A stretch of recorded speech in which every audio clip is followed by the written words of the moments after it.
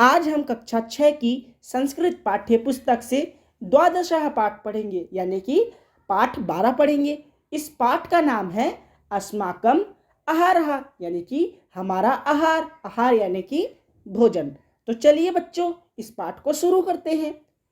अस्मिन् संसारे सर्वे प्राणिनः आहारम गृह्णन्ति। अस्मिन् यानी कि इस, संसारे यानी कि संसार में यानी कि दुनिया में, सर्वे यानी कि सभी, प्राणिनः प्राणिनः यानी कि प्राणी। अब प्राणी किसे कहते हैं? तो बच्चों, प्राणी यानी कि हम, तुम और दुनिया में जितने भी जीव हैं, जितने भी लोगों में जान है, वे सब क्या कहलाते हैं? प्राणी कहलाते हैं। आहारम, आहारम यानी कि भोजन। गृह्णन्ति, गृह्णन्ति यानी कि ग्रहण करते हैं। जो गृह्णन्ति शब्द है बच्चों, वह लट्लाकार अन्य पुरुष बहुवचन का रूप है। इस लाइन का अर्थ होगा कि इस संसार में सभी प्राणी भोजन ग्रहण करते हैं। जीवन रक्षार्थम आहारस्य अतीव आवश्यकता भवति। जीवन रक्षार्थम यानी कि जीवन की रक्षा के लिए, आहारस्य आहार की, भोजन की, अतीव, अतीव यानी कि बहुत, आवश्यकता यानी कि जरूरत, भवति, भवति यानी कि होती है। यह जो भवति शब्द है, यह भू धातु लट्लाकार, लट्लाकार यानी कि वर्तमान काल, अन्य पुरुष एक वचन का रूप है। इसका अर्थ होगा होता है या फिर होती है। तो इस लाइन का अर्थ होगा बच्चों की जीवन की रक्षा के लिए भोजन की बहुत जरूरत होती है। जो हमारा जीवन है उसकी रक्षा के लिए हमको किसकी जरूरत होती है? भोजन की। अब अगले पैराग्राफ में देखिए बच्चों, मानवस्य आहारः कीदृशः भवेत् इति विषये अस्माकं ऋषयः मुनयः वैद्याश्च उपदिशन्ति यत् बाल्यकालात् वृद्धावस्थापर्यन्तम् अस्माकं आहारः संतुलितः भवेत्। मानवस्य यानी मानव का, मनुष्य का, आहारः अर्थात भोजन, कीदृशः कैसा, भवेत् होना चाहिए, इति इस, विषय में, अस्माकं हमारे, ऋषयः मुनयः ऋषि मुनि, वैद्याश्च, वैद्याश्च शब्द का हम संधि विच्छेद करेंगे, वैद्यः धनचा और वैद्य, उपदिशन्ति, उपदिशन्ति यानी कि उपदेश देते हैं, उपदेश देते हैं यानी कि सलाह देते हैं। यत् की, बाल्यकालात्, बाल्यकालात् यानी कि बाल्यकाल से यानी कि बचपन से, वृद्धावस्था पर्यंतम यानी कि वृद्धावस्था तक, पर्यंतम का अर्थ होता है तक, और वृद्धावस्था यानी कि बूढ़ी अवस्था। तो वृद्धावस्था पर्यंतम का अर्थ होगा कि वृद्धा अवस्था तक यानी कि बूढ़ेपन तक, अस्माकम हमारा, आहारः भोजन, संतुलितः, संतुलितः यानी कि संतुलित, भवेत होना चाहिए। तो इस लाइन का अर्थ होगा कि मानव का आहार कैसा होना चाहिए, इस विषय में हमारे ऋषि मुनि उपदेश देते हैं कि बचपन से लेके वृद्धावस्था यानी कि बूढ़ेपन तक हमारा आहार, हमारा भोजन संतुलित होना चाहिए। संतुलित होना चाहिए मतलब कि एक निश्चित मात्रा में और पौष्टिक भोजन होना चाहिए। आगे देखते हैं क्या लिखा है। सद्यः प्रसूतः शिशुः मातुः दुग्धमेव पीबति। सद्यः यानी कि तुरंत, प्रसूतः यानी कि पैदा हुआ, शिशु यानी कि शिशु, मातुः, मातुः यानी कि माता का, दुग्धमेव, दुग्धम धन एव, दूध ही, पीबती, पीबती का अर्थ होता है पीता है। यह जो पीबती शब्द है वह पा धातु, पा का अर्थ होता है पीना, लट्लाकार, लट्लाकार यानी कि वर्तमान काल, अन्य पुरुष एक वचन का रूप है। इसका अर्थ क्या होता है? पीता है। तो इस लाइन का अर्थ होगा कि तुरंत पैदा हुआ शिशु माता का दूध ही पीता है। मातुर्दुग्धम पौष्टिकम भवति। मातुर्दुग्धम यानी कि माता का दूध, इस शब्द का संधि विच्छेद करेंगे, मातुः धन दुग्धम यानी कि माता का दूध, पौष्टिकम भवति, पौष्टिकम यानी कि पौष्टिक, बल बढ़ाने वाला, भवति, भवति यानी कि होता है, माता का दूध पौष्टिक होता है। पौष्टिक आहारेण शिशवः संवर्ध्यन्ते। पौष्टिक आहारेण यानी कि पौष्टिक आहार से, शिशवः शिशु, संवर्ध्यन्ते यानी कि बढ़ता है, उसका विकास होता है। तो इस लाइन का अर्थ होगा कि पौष्टिक आहार से शिशु का विकास होता है। सर्वजनेभ्यः आहारे पौष्टिक फलानां महती आवश्यकता वर्तते, अन्यथा ते दुर्बलाः अशक्ताश्च भविष्यन्ति। सर्वजनेभ्यः यानी कि सभी लोगों के, आहारे यानी कि आहार में, पौष्टिक फलानां पौष्टिक फलों की, महती महती यानी कि बहुत, आवश्यकता वर्तते यानी कि आवश्यकता है, अन्यथा नहीं तो, ते वे, दुर्बलाः दुर्बलाः यानी कि दुर्बल, अशक्ताश्च अशक्ताश्च का हम संधि विच्छेद करेंगे, आसक्तः धनचा और शक्तिहीन, भविष्यन्ति भविष्यन्ति का अर्थ होगा हो जाएंगे। भविष्यन्ति जो शब्द है वह भू धातु लिट्लाकार यानी कि भविष्य काल अन्य पुरुष बहुवचन का रूप है। इस लाइन का अर्थ होगा बच्चों, सभी लोगों के आहार में पौष्टिक फलों की बहुत आवश्यकता है, बहुत जरूरत है, नहीं तो वे कमजोर और शक्तिहीन हो जाएंगे। इस लाइन में हमको हमारे आहार में यानी कि हमारे भोजन में फलों की महत्ता को बताया गया है कि फल कितने जरूरी है। यदि हमको फल नहीं मिलेगा तो हम दुर्बल हो जाएंगे और शक्तिहीन हो जाएंगे। तो आपको फल हमेशा खाना ही चाहिए। तो बच्चों, इन 2 पैराग्राफ में जो भी कठिन शब्द और व्याकरण आई हैं वो अभी आपके सामने स्क्रीन में है।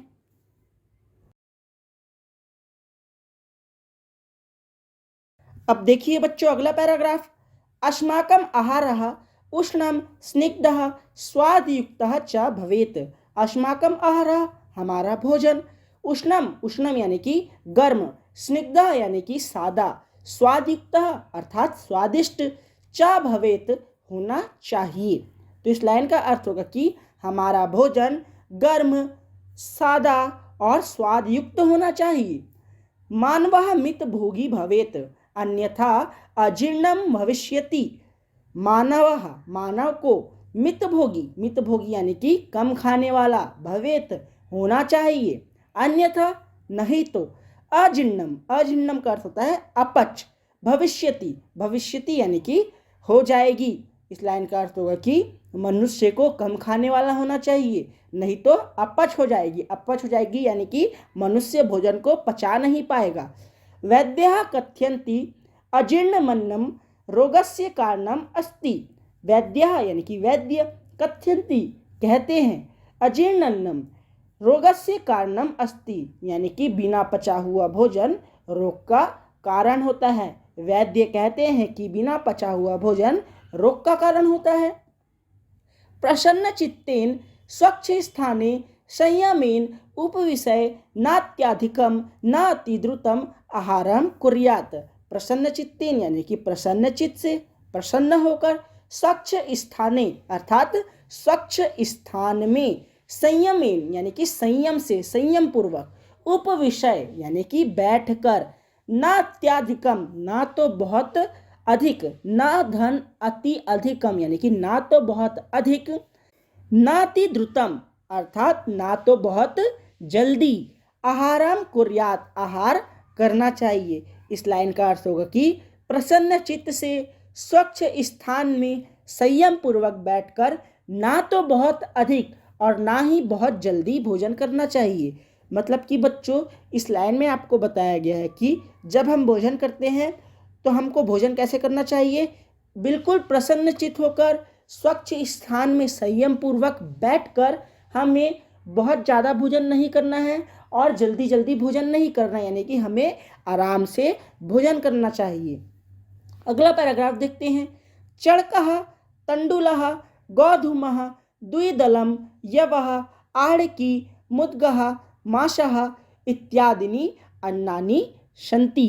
चणकः यानी कि चना, तंडुलः यानी कि चावल, गोधूमः यानी कि गेहूँ, द्विदलम का अर्थ होता है दाल, यवः यानी कि जौ, आड़की का अर्थ होता है अरहर, मुद्गः यानी कि मूंग, माशः यानी कि उड़द दाल, इत्यादि अन्नानि सन्ति अन्न है, यानी कि बच्चों चना, चावल, गेहूँ, दाल, जौ, अरहर मूंग, उड़द इत्यादि अन्न है, मतलब ये सभी अन्न में आते हैं।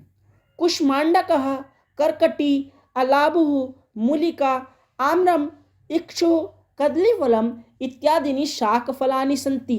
कुष्मांडकः यानी कि कुमड़ा, कर्कटी यानी कि करेला, अलाभु यानी कि आलू, मूलिका यानी कि मूली, आम्रम यानी कि आम, इक्षु यानी कि ईख गन्ना, कदलीफलम यानी कि केला, इत्यादिनी इत्यादि शाक फलानि सन्ति। शाक फलानि सन्ति यानी कि सब्जी और फल हैं। यानी कि बच्चों ये सभी क्या है, सब्जियां हैं और फल हैं। नवनीतम, दुग्धम, घृतम, तक्रम, दधि इत्यादिकम पेयमस्ति। नवनीतम यानी कि मक्खन, दुग्धम यानी कि दूध, घृतम यानी कि घी, तक्रम यानी कि मही, दधि दधि यानी कि दही, इत्यादिकम इत्यादि पेयमस्ति यानी कि पीने योग्य है। इस लाइन का हिंदी अनुवाद होगा कि मक्खन, दूध, दही, मही और दही इत्यादि पेय पदार्थ यानी कि पीने के योग्य पदार्थ हैं। एते सर्वे शाकाहारी मानवानाम आहारः। एते यानी कि यह, सर्वे सब, शाकाहारी मानवानाम शाकाहारी मनुष्यों के आहारः यानी कि भोजन है। अर्थात यह सभी शाकाहारी मनुष्यों के भोजन हैं। मतलब कि बच्चों शाकाहारी मनुष्यों के भोजन में अभी मैंने आपको जो अन्न का नाम बताया, जिन सब्जियों और फलों का नाम बताया और जिन पेय पदार्थों का नाम बताया, यह सब शाकाहारी मनुष्यों के भोजन में आते हैं। अगला पैराग्राफ देखिए। बालानाम कृते दुग्धम अमृतम कथ्यते। बालानाम कृते यानी कि बालकों के लिए, बच्चों के लिए, दुग्धम दूध को, अमृतम कथ्यते अमृत कहा गया है। बच्चों के लिए दूध को अमृत कहा गया है, यानी कि बच्चों के लिए दूध अमृत के समान होता है। घृतम तु बलवर्धकम, घृतम घी, तु तो बलवर्धकम यानी कि बल बढ़ाने वाला होता है। अर्थात घी तो बल बढ़ाने वाला होता है, यानी कि अगर आप घी खाते होंगे तो उससे बल मिलता है। मधु रक्त शोधनम करोति, मधु यानी कि शहद, रक्त शोधनम यानी कि खून की सफाई, करोति करता है, शहद खून की सफाई करता है।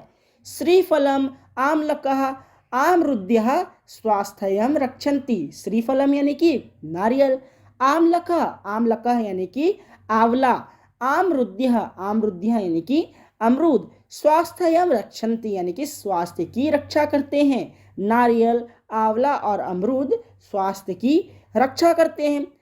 उदर शोधनम बलवर्धनम चाकुर्वन्ति। उदर शोधनम यानी कि पेट की सफाई, उदर यानी कि पेट, शोधनम यानी कि सफाई, तो उदर शोधनम का अर्थ होगा पेट की सफाई। बलवर्धनम चा और बल में वृद्धि, कुर्वन्ति करते हैं। यानी कि बच्चों ये जो नारियल और आंवला और अमरूद है वो स्वास्थ्य की तो रक्षा करते हैं, इसके साथ साथ वह पेट की सफाई और बल में वृद्धि भी करते हैं। अगली लाइन है, उक्तम च आहार शास्त्रे शाकाहारी मनुष्य दीर्घायु भवति। उक्तम च का हम संधि विच्छेद करेंगे तो हमें मिलेगा उक्तम धन च। उक्तम का अर्थ होता है कहा गया है और च का अर्थ होता है और। आहार शास्त्र यानी कि आहार शास्त्र में शाकाहारी मनुष्य दीर्घायु भवति, शाकाहारी मनुष्य दीर्घायु होता है। दीर्घायु यानी कि दीर्घ धन आयु यानी कि लंबी उम्र वाला होता है। शाकाहारी मनुष्य लंबी उम्र वाला होता है। इस लाइन का अर्थ होगा कि आहार शास्त्र में कहा गया है कि शाकाहारी मनुष्य दीर्घायु होता है। इस पैराग्राफ में आपके जो 3 पैराग्राफ अभी मैंने आपको जिनका हिंदी अर्थ बताया, उनमें जो भी कठिन शब्द और व्याकरण आई थी वो इस प्रकार है।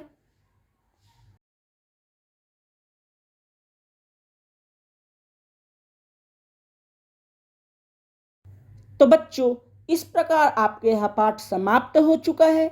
इस पाठ में जो भी शब्दार्थ और कठिन व्याकरण आई थी वो मैंने आपको बता ही दिया है, वो आप लोगों ने देख ही लिया है। और इसके अलावा भी कुछ शब्दार्थ और संधि विच्छेद या फिर व्याकरण जो इस पाठ में आए थे वो आपकी पुस्तक में दी गई है, तो इसे आप एक बार जरूर देख लें। अब हम चलते हैं इस पाठ में आए अभ्यास की ओर। तो अभ्यास में पहला प्रश्न है, निम्नलिखित प्रश्नों के उत्तर संस्कृत में लिखिए। तो इसमें पहला है, प्राण रक्षार्थम कस्य अतीव आवश्यकता वर्तते, यानी कि प्राणों की रक्षा के लिए किसकी अत्यधिक आवश्यकता है। तो इसका उत्तर आप लिखेंगे प्राण रक्षार्थम आहारस्य अतीव आवश्यकता वर्तते, यानी कि प्राणों की रक्षा के लिए भोजन की अत्यधिक आवश्यकता होती है। दूसरा है सद्यः प्रसूतः शिशु कस्या दुग्धम पीवती, यानी कि तुरंत पैदा हुए बच्चे किसका दूध पीते हैं। तो इसका उत्तर आप लिखेंगे सद्यः प्रसूतः शिशु मातो दुग्धम पीवती, यानी कि तुरंत पैदा हुए बच्चे माता का दूध पीते हैं। तीसरा है केन आहारेण शिशवः संवर्धन्ते, यानी कि किस आहार से शिशु का विकास होता है। तो इसका उत्तर आप लिखेंगे पौष्टिक आहारेण शिशवः संवर्धन्ते, यानी कि पौष्टिक आहार से शिशु का विकास होता है। चौथा है कह मित भोगी भवेत, यानी कि किसे कम खाने वाला होना चाहिए। तो इसका उत्तर आप लिखेंगे मानवः मित भोगी भवेत, यानी कि मानव को कम खाने वाला होना चाहिए। पांचवा है अजीर्णन्नम कस्य कारणम अस्ति, यानी कि अपच के कारण क्या होता है। तो इसका उत्तर आप लिखेंगे अजीर्णन्नम रोगस्य कारणम अस्ति, यानी कि अपच के कारण रोग होता है। छठवा है कह मनुष्य दीर्घायु भवति, यानी कि कौन सा मनुष्य दीर्घायु होता है। तो इसका उत्तर आप लिखेंगे शाकाहारी मनुष्य दीर्घायु भवति, यानी कि शाकाहारी मनुष्य दीर्घायु होता है। तो प्रश्न 1 खत्म हुआ। अब हम देखते हैं प्रश्न 2। प्रश्न 2 है कोष्टक में दिए गए शब्दों से रिक्त स्थान भरिए। अब आपको कोष्टक में कुछ शब्द दिए गए हैं और उनके नीचे आपको वाक्य दिए गए हैं जिनमें कुछ खाली स्थान छूटे हुए हैं। तो आपको क्या करना है, इन कोष्टक में से सही शब्द का चयन करके नीचे दिए गए वाक्यों को पूरा करना है। तो देख लेते हैं। पहला है मानवस्य आहारः कीदृशः खाली स्थान। तो यहाँ पे आप लिखेंगे भवेत, मानवस्य आहारः कीदृशः भवेत। दूसरा है खाली स्थान आहारेण संवर्ध्यन्ते। तो यहाँ पे आप लिखेंगे शिशवः, शिशवः आहारेण संवर्ध्यन्ते। उसके बाद आपका तीसरा है दुग्धम घृतम तक्रम दधि इत्यादिकम खाली स्थान अस्ति। यहाँ पे आप लिखेंगे पेयम, दुग्धम घृतम तक्रम दधि इत्यादिकम पेयम अस्ति। चौथा है खाली स्थान तु बलवर्धकम। तो क्या बचा हमारे पास, घृतम बचा। तो यहाँ पे आप लिखेंगे घृतम तु बलवर्धकम। तो प्रश्न 2 भी समाप्त हुआ। प्रश्न 3 है निम्नलिखित शब्दों का वाक्यों में प्रयोग कीजिए। अब नीचे दिए गए जो शब्द हैं उनका आपको वाक्यों में प्रयोग करना है, अर्थात इन दिए गए शब्दों से आपको वाक्य बनाना है। तो देख लेते हैं इसको। पहला शब्द है भविष्यन्ति। तो इससे हम वाक्य बना सकते हैं संतुलित आहारेण जनः स्वस्थः भविष्यन्ति।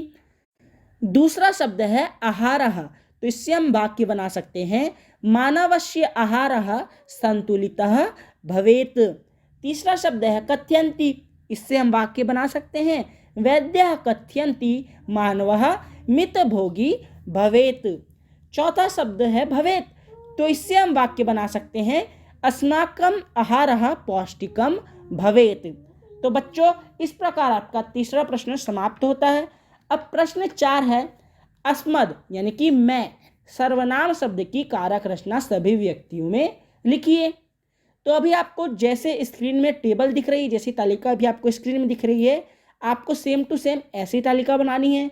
आपको विभक्ति प्रथमा से लेके सप्तमी तक लिखनी है और आप कॉलम लिखेंगे एक वचन, द्विवचन, बहुवचन। तो देख लीजिए आप, आपके सामने स्क्रीन में इसका उत्तर दिया गया है। तो इस प्रकार से आप इसका उत्तर लिखेंगे। इसी प्रकार प्रश्न 5 है पा, यानी कि पिब, धातु लटलाकार सभी पुरुष व वचन में काल रचना कीजिए। मतलब कि पा धातु लटलाकार, लटलाकार यानी कि वर्तमान काल की सभी पुरुष व वचन में काल रचना करना है। तो अभी आपको जिस प्रकार की तालिका स्क्रीन में दिख रही है, आपको धातु रूप के लिए इस प्रकार की तालिका बनानी है। तो इसको देख लेते हैं हम। पा धातु में अभी आप स्क्रीन में देखिए इस प्रकार से रूप चलते हैं। तो इस प्रकार आप प्रश्न 5 का उत्तर लिखेंगे। तो बच्चों, इस प्रकार आपका यह पाठ समाप्त होता है। अब हम मिलेंगे अगले वीडियो में अगले पाठ के साथ।